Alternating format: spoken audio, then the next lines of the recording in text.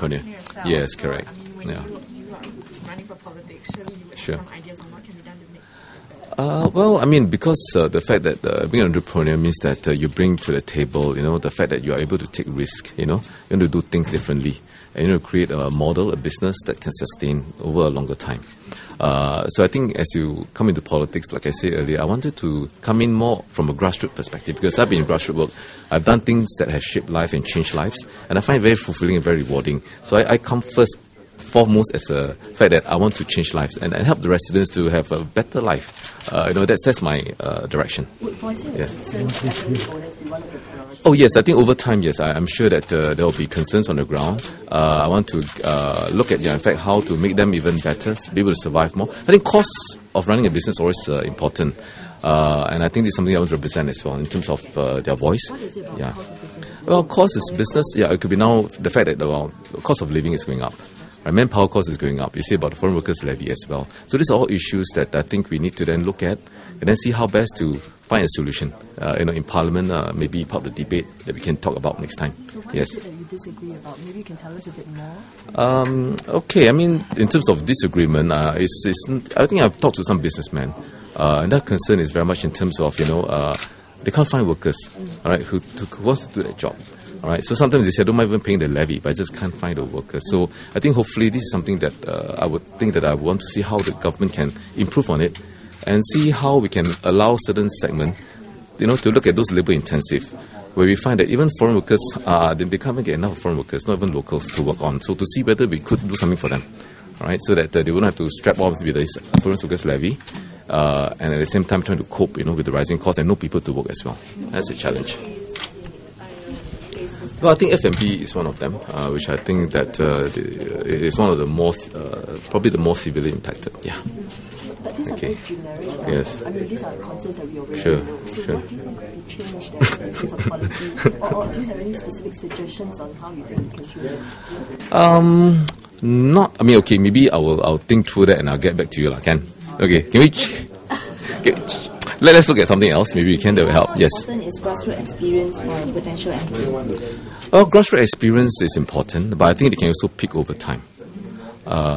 Because I feel that being connected to the ground is very important in terms of how we it's like how we actually get to know the dynamics of grassroots leaders, how to manage them, how to be sensitive, how to actually talk to residents, be empathetic. That's important.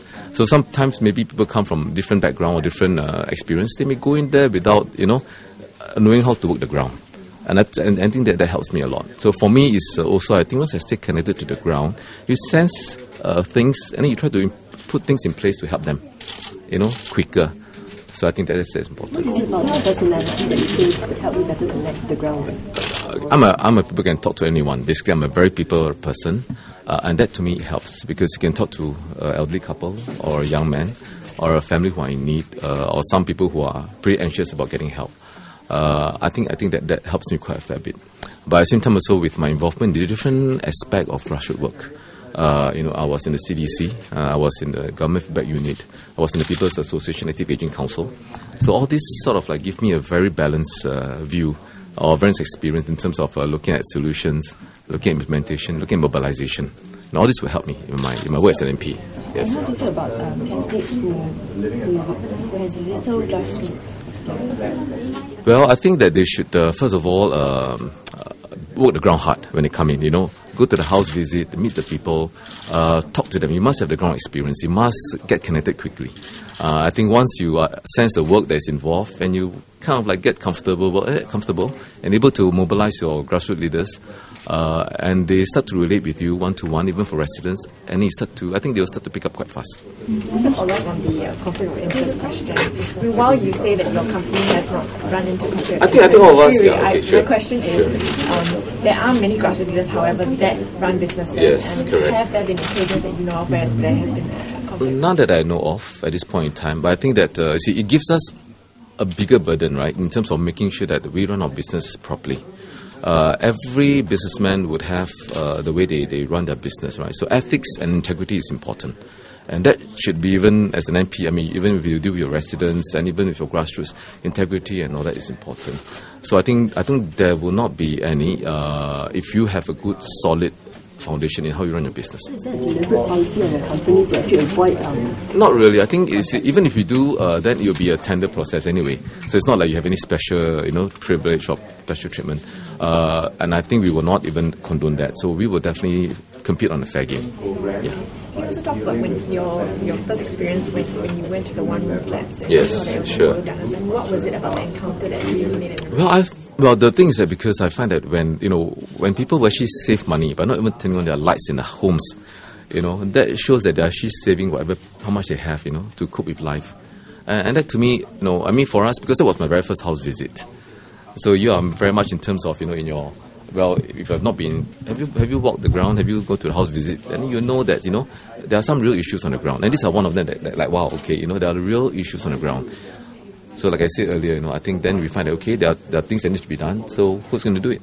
But your own family, yes. You said that you went to a two-room flat and your mom... Yes. Did you not encounter something like that before? Well, I mean, these are one-room flats. One-room flats are just only one room, and they've got this long corridor in the middle. And I think these are probably more for those who are more chronically, marginalized. They are poorer group of people. For us in a two-room flat, yes, we have our hard times, but still, we still get by. But I mean, but not as probably some as worse as some of these people. What did your mom do? Well, she's domestic help for an expat family. Yes. Did you challenge your party and channel the feedback of the grassroots? Well, I think so. I think as long as the issues are for the residents and the well-being of the residents and the community, then that's where you have to take on that burden, that problem, and then bring it up to Parliament, discuss it, and find the best solution. Be it policies, be it even assistance schemes to make it better for them. Yeah, I think for me in terms of the active aging part of it, we find that I want to start looking at maybe communal spaces, all right, even looking at RC centers, looking at how we can get people to come down to a place where it's easily accessible, to people, so that they can come together and have fun together and have activities together, not too far from their home, not even at CC.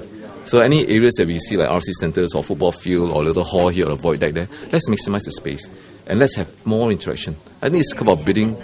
Well, now we have it at CCs and RCs, but we would like to look at how we can expand the RCs. I mean, that's my hope, is that we can expand the RCs a little bit so that we can have more localized interaction.